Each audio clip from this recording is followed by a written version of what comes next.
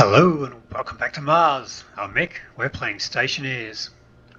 Today we're going to have a quick bit of a look at the More Power For You update that has just dropped. Now it only dropped yesterday. We've had a quick fix patch for it today, so there's probably a few more things that still need to be fixed, but we'll have a look at it now anyway because there's still a lot of pretty cool things in it regardless.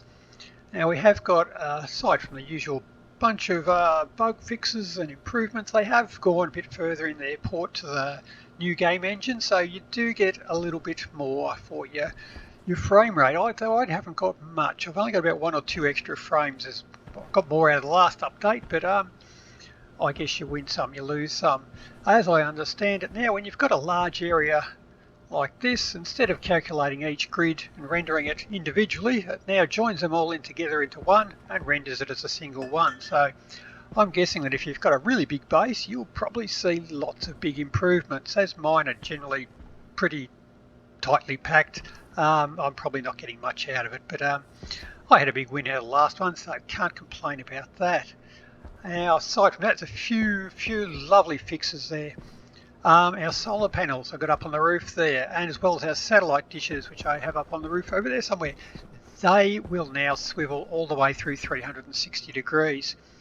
Previously they'd go all the way around. Once they got to 360, to get back to 1, they'd do their midday dance where they just rotate all the way back around to reset, but now they don't. They know that the shortest distance between 360 and 0 is just 1 degree rotation, so they have sorted themselves out, which is a lovely thing to have. We also find that our printers, switch on, there we go, our printers, now when you go into the search bar here, we find that the search filter is already highlighted, so you can just start talking straight away, which was lovely. You just have to go into it and then click on it, then start typing, which I did pretty much every single time I used it. So to have that there automatically is a lovely quality of life improvement on that one there. We also got a few new gadgets out of it. We got some weird ones with our new genetically engineered plants. We'll take a look at them a little bit. We've got some, well, surprisingly enough, for the extra power devices, the more power to you update, we got some extra power devices. Who would have thunk? But there, so we've got some power transmitters, which look like it's still missing its name there at the moment, and the Stirling engine, which looks pretty damn cool. But we also got a laptop. Now this is something I like, as I've been known to do a little bit of programming from time to time. We have this little baby here, so I can take it with me. Instead of having to set up a computer every single place I go whenever I want to program something, I can just pick this one and portable with it, which is really handy because although that's a little bit annoying, every time I drop it, it's facing the wrong way. But oh well. So on this one, when you grab a chip, which I should have prepared a little earlier, so when you grab a chip, we just drop it straight into the machine, and we're ready to go. Import, there's our code, and of course our usual edit there. We're good to go. Now this will work as a normal machine, normal programming. About all it does. When you get it, you need to put in a battery and an IC editor card.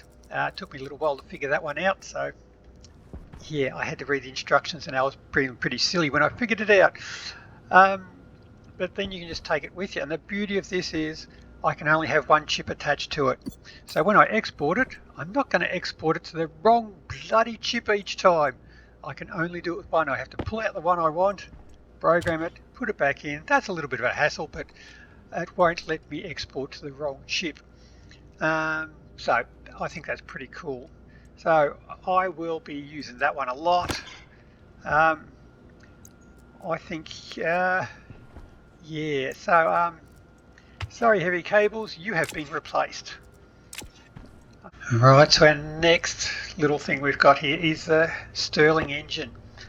Now this is a real world device, so I've ripped up the floor and we're going to have a bit of a play with it. Now this, as I say, is a real world device. It operates by having a hot side and a cold side, and as you heat some sealed cylinders within the engine, the gas expands, causing it to rotate, and as it rotates it moves away from the heat source, allowing the cylinder to cool down again, which causes it to contract and make a bit more movement. So it's just generally, it just runs basically on heat. It is not consuming any fuel, and so generally it is just producing a very efficient yet low power, low torque device. So it generally is just used for using generators and things. It's not really generally used for powering anything mechanical. So I think, well, they've done a pretty good reproduction of that here. So we need a steel sheets and a welder, which we have some of there, and electronic parts if I have prepared properly. There we go. We're good. There is our Stirling engine. Now we have an input and output for our hot gas. We have, of course, our data and our power, and the cold side. So this gas lines, the input and output, they provide your hot gas for the hot side of it, and the cold side of it, the reaction here is provided by the room itself. So it does have to be in a pressurized room. The room does have to be kept cool. It will output heat, but we'll see how well we can go in here. I'm still just on Mars. I have my unmodified Mars base cooling in here, and we'll see if this actually cooks the room like the gas fuel generator does. But I need some hot gas to get it running. I can probably just tap it straight into the furnace and see how we go. So I've got to actually add gas, so it needs a gas canister. It says the lighter the working gas is, the better it is. So we'll fill it up with hydrogen. It says if we add too much gas, it's suboptimal results. So I'm a little vague on what too much is. I can probably guess what suboptimal means though. So well, I'll just add some gas and see how it goes. I'll get some hydrogen. I'll run a pipe from my furnace waste tank, which has plenty of heat in it, 1200 degrees, 19 megapascals. That should be enough to run it. So yeah, I'll hook it up and we'll see how we go. Okay, there we have it. It is hooked up to the outside, or the input is hooked up to the generator. That is my source of hot gas. So we should have lots of crappy gas, but very hot. Very good. Right, the cold one. I think on the picture it looked like they just had it hooked up in a loop. Let's not do that. Let's just see what we can do with it. Start with, does it flow straight through? Nothing there yet. Well, we'll just see what comes of that. Now, you insert a gas cylinder. So now I have got hydrogen. It said that the lighter the gas, the better it works. I've got a megapascal of hydrogen, so I don't know what the limiting thing is, what pressure is too high, but we'll see how we go. How to working gas, connect input and output network, supply network. So is that it? Still giving me an error. Oh, we're going.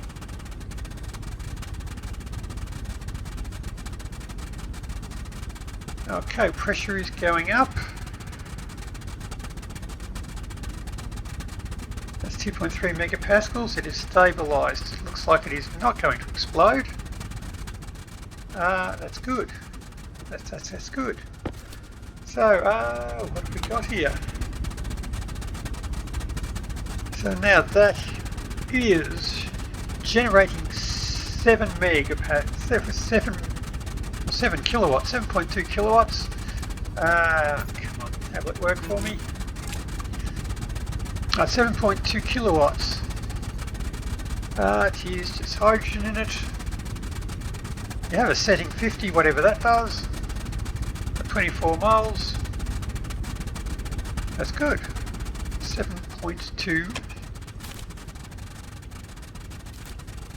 Right, so on this side we have the gas coming in. Well, it's certainly coming out cooler and it's going down in temperature.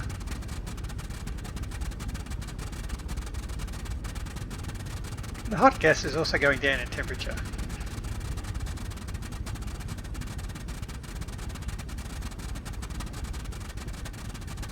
Okay, so maybe I can just link them two together. Now, okay, my working gas efficiency is 15%. Well, internal pressure different efficiency is 100, environment operating efficiency is 100. Working gas efficiency is 15%. What's wrong with my working gas? Do I need more pressure?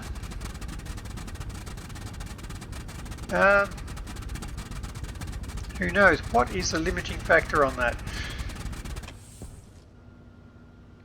Let's have a look. Well, can I actually hook this up and run a loop on that, or will that break it? We shall find out.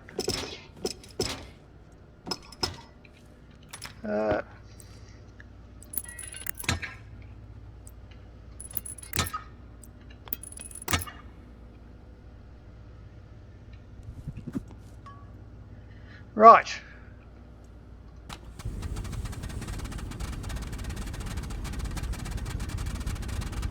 That is still functioning just fine.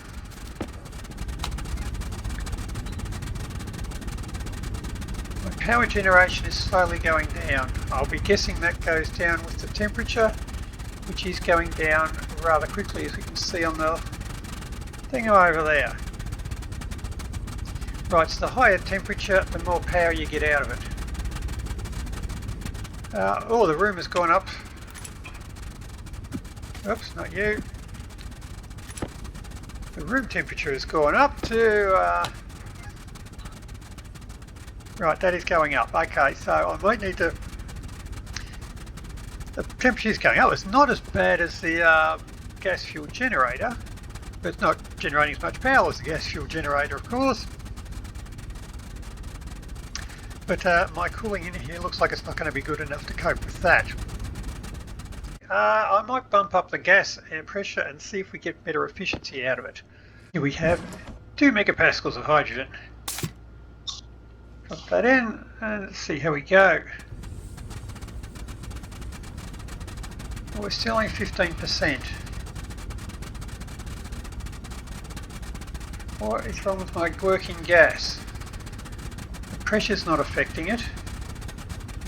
It says the lighter gas does better, so what's going wrong?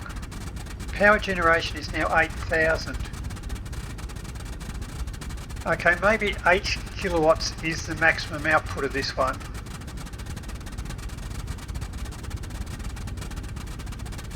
Because before it was just going down with the pressure with the temperature, now it's stuck on 8. So 8 might be our maximum output on this one. Right, but our gas efficiency is not that. It's a flat 15%. Is that good or bad? Let's try a different gas. Okay, so here we have a tank of CO2. Will that make a difference?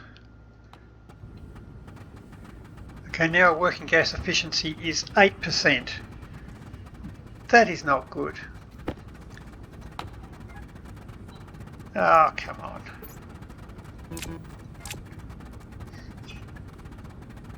So now we have less power. Yes, the cool I was expected, wasn't it?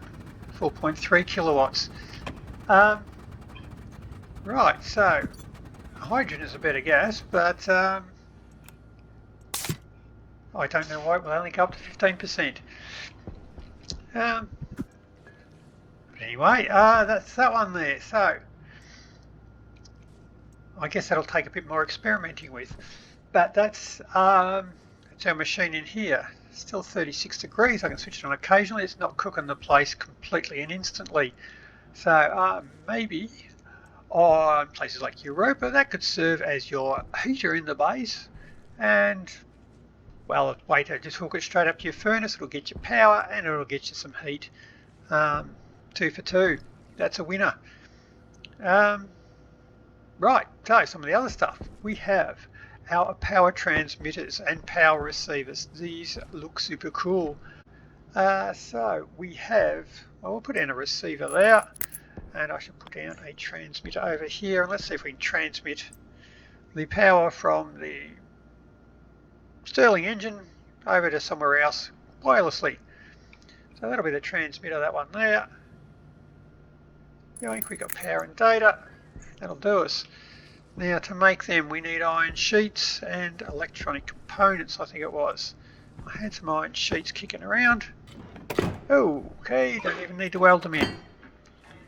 Easy enough. And electronic parts. Electronic parts, where are you? I may have to make some. And some for you. Oop, there we go. Well, I've got them pointing the wrong way, haven't I? Right, so our machine here, so we can got to aim them at each other. This is a transmitter, so let's hook up some power to it. We shall hook up you and you. Boom, easy. Now I should be able to send it over to something else, such as you, and a light. I should be able to switch that light on. There we go. Now, I think I need a wrench to tilt them around. Now, well, that vertical's obviously not 180 degrees, so that might take a little bit of a... I may have to tweak that one later on. And bring you down to 180 as well. Deliberately try not to point them at each other too easily. Whoops. 90 degrees. Now I can adjust horizontal as well. Now how close do I have to aim them at each other before they realise they're pointing at each other?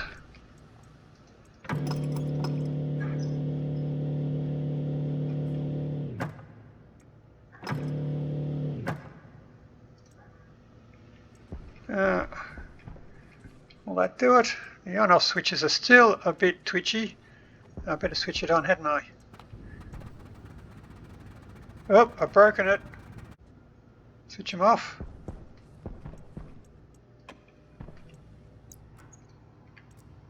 Okay, switch them off. That's got it. Now can I try it? You look like you're working. You're not working. Are you not pointing the right way? Wow, how close do you have to get them?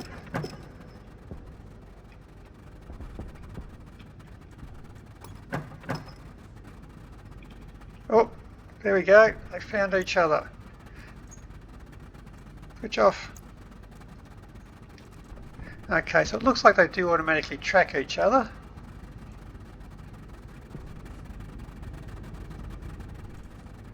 We're on. We're not on. We're sort of on. Oh, I've got it hooked up to the wrong side. Is that what's given us troubles? Okay, let's try that one.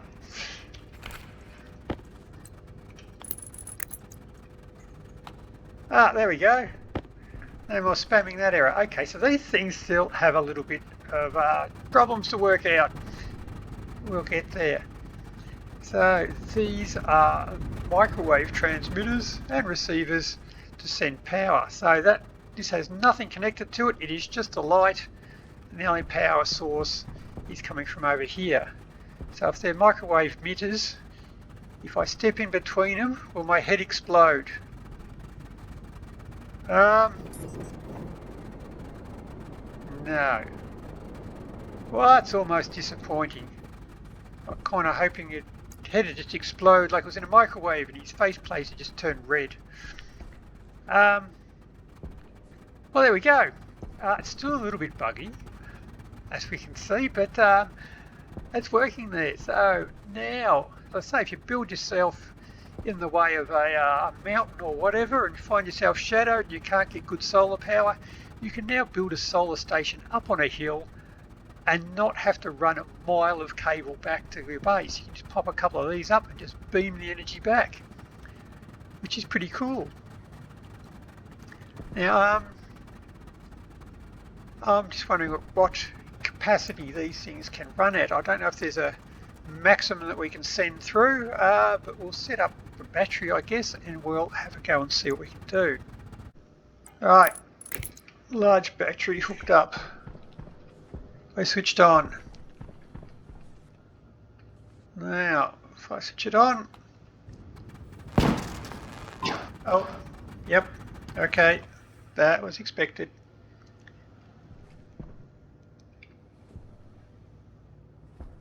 Of course, power cables. Right, clear you. Oh, we're going to keep going. Right, switch off then. Right, now those cables I threw away, I shall need back again. Right, there we go. Now it'll probably blow this cable.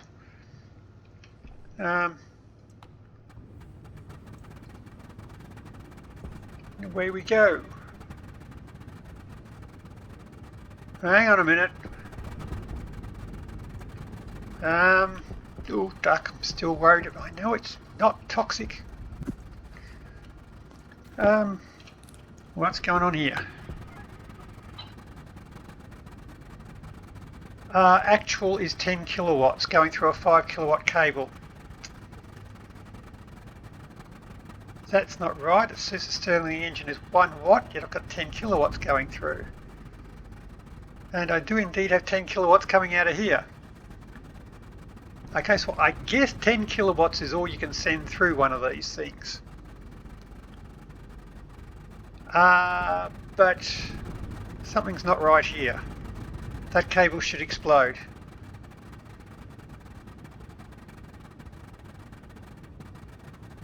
And plus, my potential is, I've got 7 kilowatts coming out of this. I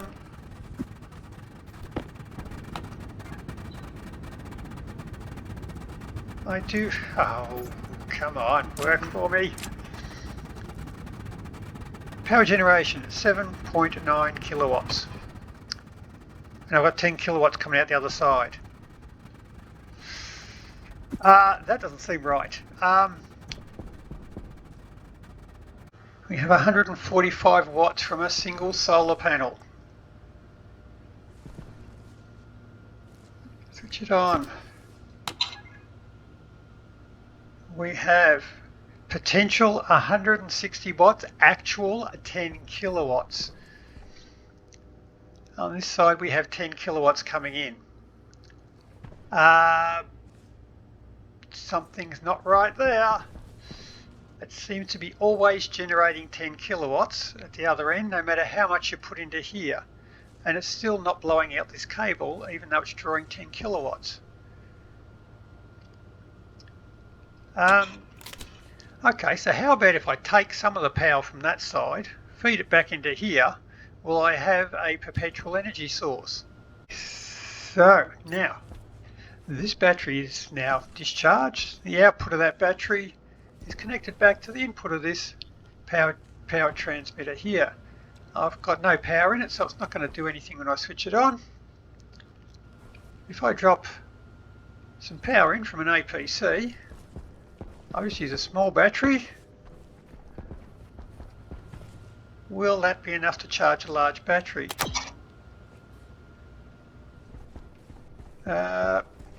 Switch it on. You're on. You're on.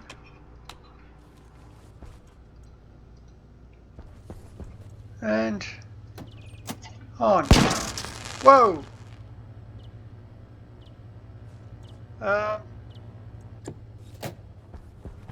Wow, that thing is immediately fully charged. And I've blown out the heavy power cable. What the hell?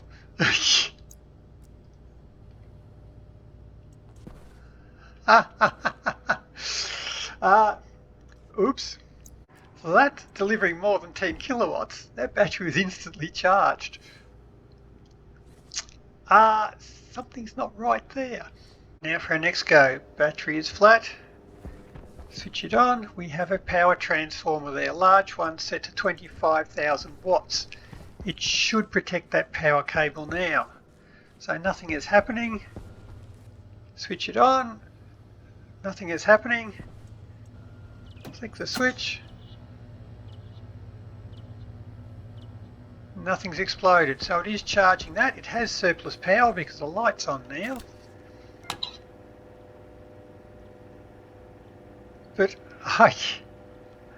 I now have a 32.5 kilowatts coming in there, or potential of that coming in there. 25.06 being used, 25 coming out there, and I still only have 10 watts coming out of here. That 10 watts goes back into here. Now if I switch that off now, it is self-powering itself.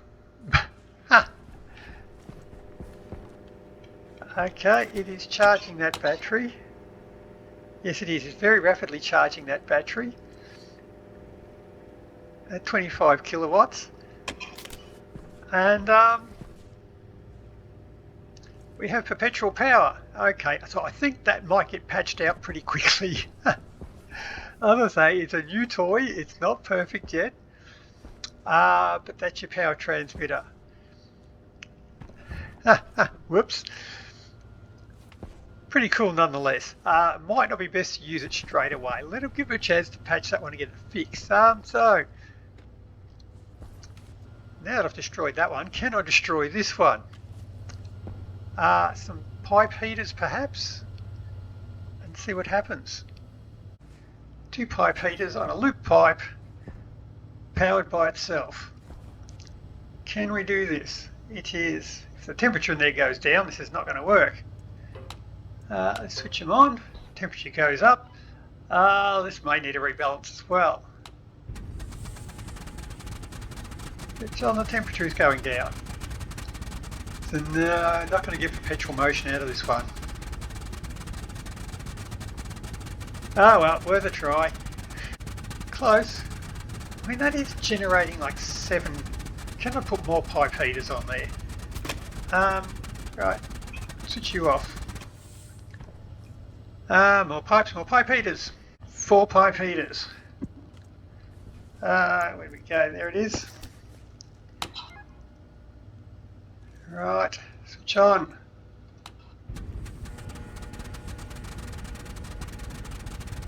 Nah, still losing temperature. Nope, that's not going to work. Well, it's worth a shot. I can't break physics. I tried, well, I broke physics successfully there, but I can't break physics with this one. This one has been well done. Now, that, as I say, that's probably going to be a mainstay of power generation, probably and a central heater when you're on Europa. So that one is pretty cool. I'll be using that one a lot, using a computer a lot. And then we have some plants. Now these are really weird because we have our exothermic plants, which are the green ones. Now looking at the help on that one, right, let's look at these ones. You have an alpha and beta variant. One is just more productive than the other one. Now we have the winter spawn. Now this one will split water into volatiles and oxygen if you supply it with enough nitrogen. So it needs an atmosphere of nitrogen, so it's not using CO2 by the sounds of it. So this is a biological water splitter, I guess you'd call it. And it will produce cold apparently as well. So this one will be very good on places like Venus, where you have nitrogen in the atmosphere and you want volatiles and oxygen to probably supply you with your power for your heating or for your cooling. And so that would be pretty cool, because then you'll have an unlimited supply of volatiles and oxygen, which you can probably then run through the combustor to produce more water. And all you need is nitrogen. So that one will be pretty cool. The other one, which is the Hades flower, it will breathe volatiles and oxygen to produce heated pollutants. I've got no idea why you'd want that, but it can do it. Yeah, I'm sure there's a use for that one. I don't know why you'd want hot pollutants though. If it produced something else instead, it might be helpful, but anyway, I'm sure there's a grand plan for it somewhere. I just can't quite understand that one myself anyway. But they'll come in handy. So I think that's most of what we've got there in this update. As I say, it's packed with some stuff. They're a bit faulty as yet. We've had our update and we've had a patch come out the following day. I see on the Discord there, we've had one of the devs up to 1:30 in the morning answering questions and looking into the issues we've had with this. So that is pretty dedicated software development if you're staying up to 1:30 in the morning. And we've had the patch come out on Saturday. So that will be really cool when it's working. This is already really cool. And these will be very handy as well. I've just finished my playthrough of Venus, but I imagine I can go back and plant a heap of them at the moment. But that's about all we got for today. This is a fantastic update. I'm loving it. I'm going to do some redesign right away. Okay, so until next time, happy building. See ya.